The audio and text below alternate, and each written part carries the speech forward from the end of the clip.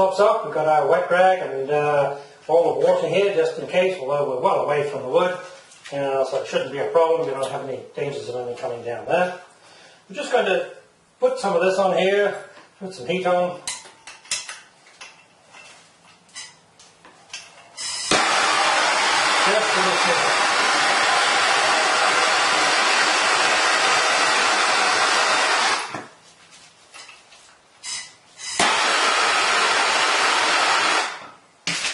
Just a little bit. Up.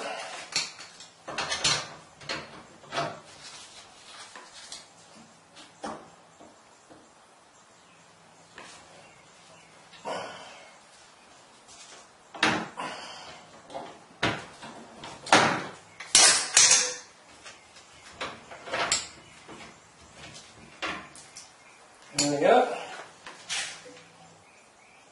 Pretty brown inside. This one's going to be even worse. A lot worse, in fact.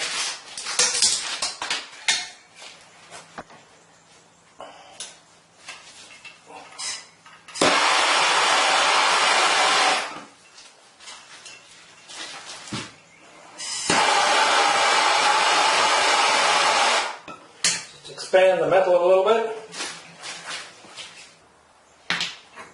Right. Expand it a little bit.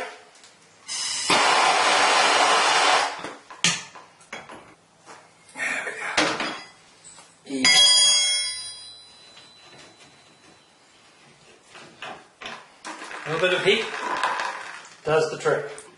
Okay. Now, of course, we're going to clean up the connections. Let that dribble down there a bit. And then we can start putting it back.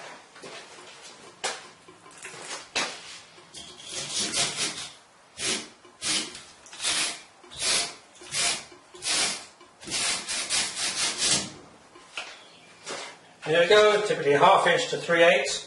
Make sure your faucet does in fact have a standard 3/8. I'm only going to put this on lightly here because I will be taking it off.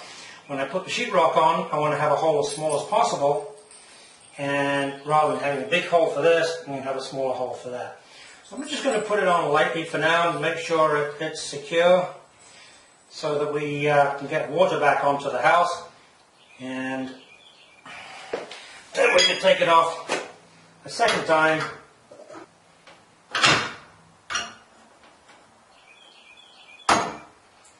Okay, and you see here the angle, the stop is at the end, not on the top. So we've got this coming out. We're going to be saving some space because when the faucet comes down, we don't want the actual supply lines coming out here and having a big bend round. We don't have that kind of space. So here they'll come around the side. We'll do a loop and put them in the side, and we'll have the stops here. This is a lot more efficient than the inline that we had previously. I'm going to make sure that works. See if we've got any leaks. Okay, there we go. That's good. We don't have any leaks. Now we're going to do the same with the toilet down here. And that was a fairly recent one, because in fact this toilet was only put in about 6 months ago. So we've actually got a new ring down there. It looks a bit dirty, but it is in fact an okay ring. I've checked it. So we're going to be reusing that ring. Normally if these rings are old, they're going to break, and that's when the toilets start to get wobbly because the anchor points fail. So if you replace a toilet that's old with an old ring, you always want to replace the base plate as well. But we're not going to do that in this stage. We're just going to go right ahead and replace the angle stopcock while the water's up. We're going to turn the water off now, and then replace it again, and then off we go. There we go, job done.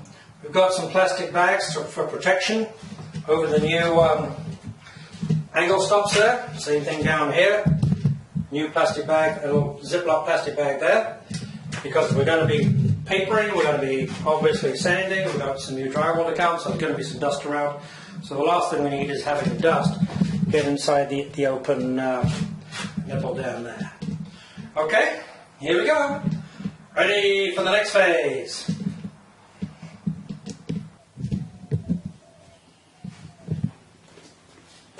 Well, the level has just been put down. which is a kind of thin slurry of leveler, and we're going to wait for that to dry.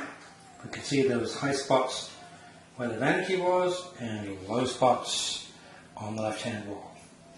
So hopefully that'll make a nice level surface for us, and then we can do the painting of the walls. We need to prime the new drywall that we put in and floated, and there'll be some more sanding I think to do.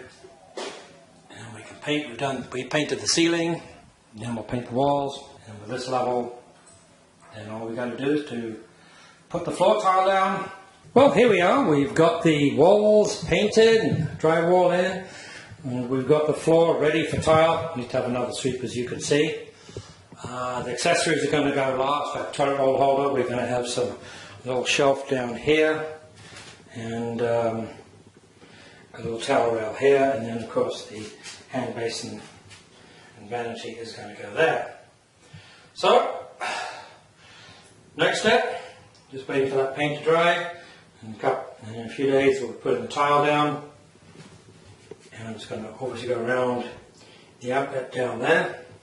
Almost ready for the next step. The leveling dried very nicely. It took a little while for that to dry, a little longer than I thought. It actually took about 5 days for it to actually turn all completely grey, light grey.